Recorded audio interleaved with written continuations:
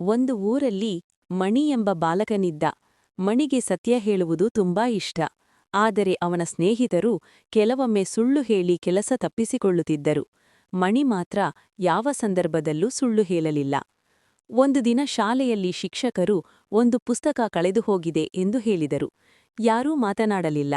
ಮಣಿಗೆ ಗೊತ್ತಿತ್ತು, ಆಟ ಆಡುವಾಗ ಅಚಾನಕ್ ಆ ಪುಸ್ತಕವನ್ನು ತಾನೇ ಮೇಜಿನಿಂದ ಕೆಳಗೆ ಬಿದ್ದಿದ್ದಾನೆ.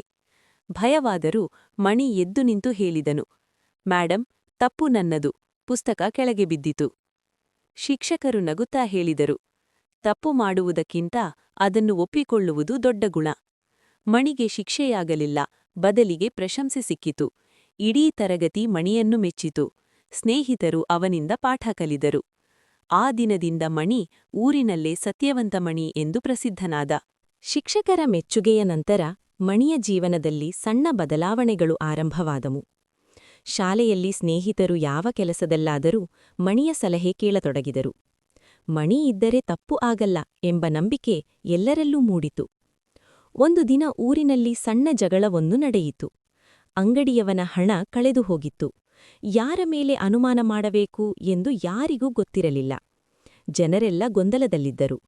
ಅಷ್ಟರಲ್ಲಿ ಮಣಿ ಮುಂದೆ ಬಂದು ಶಾಂತವಾಗಿ ಹೇಳಿದನು, ಮೊದಲು ಸತ್ಯ ತಿಳಿಯೋಣ, ಯಾರನ್ನೂ ತಪ್ಪಾಗಿ ಆರೋಪಿಸಬೇಡಿ.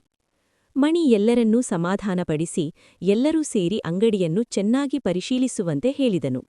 ಸ್ವಲ್ಪ ಹೊತ್ತಿನ ನಂತರ ಹಣ ಅಂಗಡಿಯ ಹಿಂಬದಿ ಬಿದ್ದಿದ್ದ ಚೀಲದಲ್ಲಿ ಸಿಕ್ಕಿತು. ಅಂಗಡಿಯವನು ನಾಚಿಕೆಯಿಂದ ಹೇಳಿದನು, ನಾನು ಬೇಡನೆ ಅನುಮಾನ ಮಾಡಿಕೊಂಡೆ, ಕ್ಷಮಿಸಿ.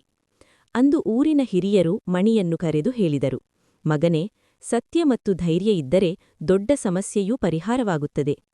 ಮಣಿಯ ಅಮ್ಮನ ಕಣ್ಣುಗಳಲ್ಲಿ ಆನಂದದ ಕಣ್ಣೀರು ಹರಿಯಿತು. ನನ್ನ ಮಗ ಸತ್ಯದ ದಾರಿಯಲ್ಲಿ ನಡೆಯುತ್ತಿದ್ದಾನೆ ಎಂದು ಅವಳು ಹೆಮ್ಮೆಪಟ್ಟಳು. ಆ ದಿನದಿಂದ ಮಣಿ ಮಕ್ಕಳಿಗೆ ಮಾತ್ರವಲ್ಲ, ದೊಡ್ಡವರಿಗೂ ಮಾದರಿಯಾದನು. ಅವನ ಸತ್ಯವೇ ಊರಿನಲ್ಲಿ ಬೆಳಕಾಗಿ ಹರಡಿತು. ಒಂದು ಹಳ್ಳಿಯಲ್ಲಿ ರಾಮ ಎಂಬ ಬಾಲಕನಿದ್ದ. ರಾಮನು ತುಂಬಾ ಸತ್ಯವಂತನು. ಯಾವಾಗಲೂ ಸತ್ಯವೇ ಹೇಳುತ್ತಿದ್ದ. ಒಂದು ದಿನ ಹಳ್ಳಿಯಲ್ಲಿ ಯಾರೋ ಅಂಗಡಿಯಿಂದ ಹಣ ಕಳ್ಳತನ ಮಾಡಿದರು. ಅಂಗಡಿ ಮಾಲೀಕ ಎಲ್ಲಾ ಮಕ್ಕಳನ್ನೂ ಕರೆಸಿ ಪ್ರಶ್ನಿಸಿದನು. ಕೆಲವರು ಭಯದಿಂದ ಸುಳ್ಳು ಹೇಳಿದರು. ರಾಮ ಮಾತ್ರ ಧೈರ್ಯವಾಗಿ ಹೇಳಿದನು, ನಾನು ಕಳ್ಳತನ ಮಾಡಿಲ್ಲ, ಆದರೆ ಯಾರು ಮಾಡಿದರೋ ಅವರು ತಪ್ಪು ಒಪ್ಪಿಕೊಳ್ಳಬೇಕು. ಆತನ ಧೈರ್ಯ ಮತ್ತು ಸತ್ಯ ಮಾತುಗಳಿಂದ ನಿಜವಾದ ಕಳ್ಳನಿಗೆ ಲಜ್ಜೆಯಾಯಿತು.